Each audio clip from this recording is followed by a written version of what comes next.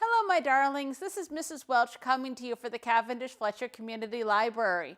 It's story time, and today's book is Dragon Was Terrible by Kelly DiPuccio. This is a fun book. And it is read with permission by Farrar, Straus, Giroux and Company. Dragon was terrible. Naturally, dragons have a bit of terrible in them because they're dragons after all. But this dragon here, super terrible.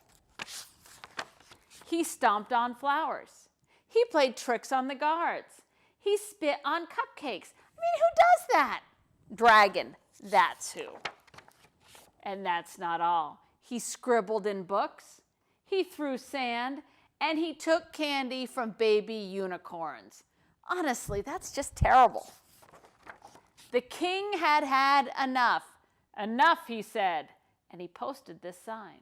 Brave knights, whoever shall tame the terrible dragon shall be rewarded with a gift. It shall be a nice gift. Ye shall like it. From His Royal Majesty, the King. And this dragon was here. Knights lined up to show off their dragon taming skills. They all failed miserably, and Dragon grew just more terrible. He chased fuzzy ducklings around the moat. He TP'd the castle, and he burned every last royal marshmallow into a blackened crisp. The villagers had had enough. Enough, they said, and they posted this sign. Brave people, whoever shall tame the terrible dragon shall be rewarded with a gift from the king. It shall be a nice gift, we hope. Ye shall like it, perhaps. His Royal Majesty the King.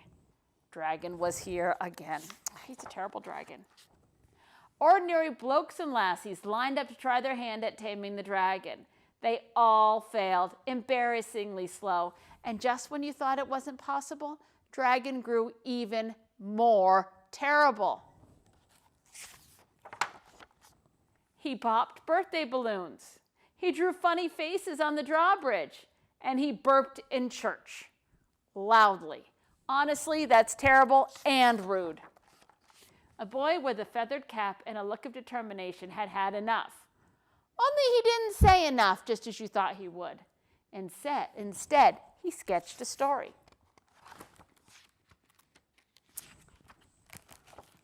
The next day, Dragon followed a trail of marshmallows to a shady tree where the boy was reading.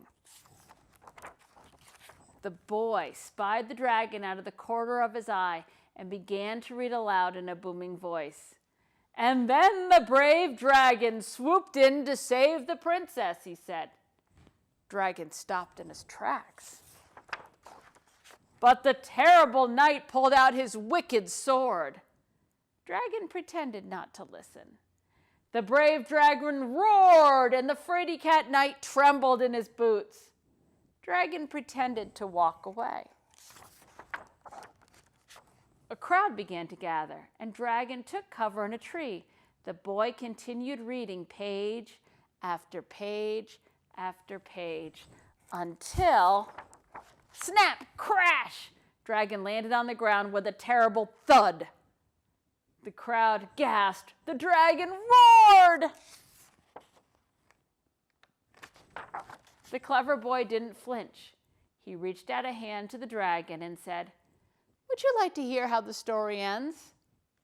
And just when you thought it wasn't possible, Dragon smiled.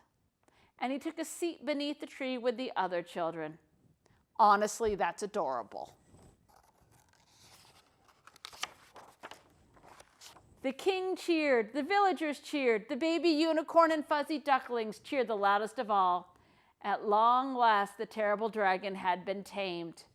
The end. Hey, wait, what about the reward? Oh, yes, that. The gift was a new friend, a nice dragon, of course. And this has been Mrs. Welch from the Cavendish Fletcher Community Library. I'll see you soon.